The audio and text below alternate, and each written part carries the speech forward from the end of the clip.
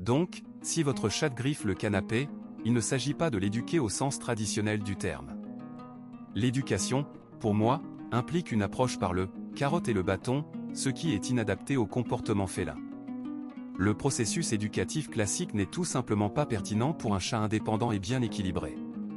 Si votre chat griffe le canapé, c'est que cela lui déplaît. Il faut donc modifier son environnement pour qu'elle ne le fasse plus. Comme elle griffe le canapé, il est probable qu'elle apprécie les surfaces verticales. Elle se dresse sur ses pattes arrière et utilise ses pattes avant pour griffer. Il lui faut donc une alternative au canapé. Vous pourriez par exemple lui installer un morceau de bois vertical, ou mieux encore, plusieurs griffoirs. Idéalement, choisissez des griffoirs en sisal, matériau particulièrement résistant et apprécié des chats, ou des griffoirs recouverts de carpettes épaisses, faciles à trouver dans les animaleries françaises. Ces griffoirs imitent la texture du canapé et pourraient la satisfaire. Pour protéger votre canapé, utilisez des films protecteurs transparents autocollants, disponibles dans les magasins de bricolage. Votre chat tentera de griffer le canapé protégé, mais cela lui sera désagréable.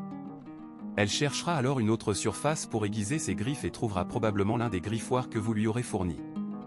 L'utilisation de solutions répulsives comme le jus de citron est souvent inefficace et repose sur la négativité. Il est préférable d'utiliser une approche positive et douce. Il existe de nombreuses méthodes pour décourager un comportement indésirable sans recourir à des techniques punitives. L'enrichissement de son environnement avec des jeux, des jouets interactifs et des griffoirs adaptés est plus efficace à long terme et permet de préserver le bien-être de votre chatte.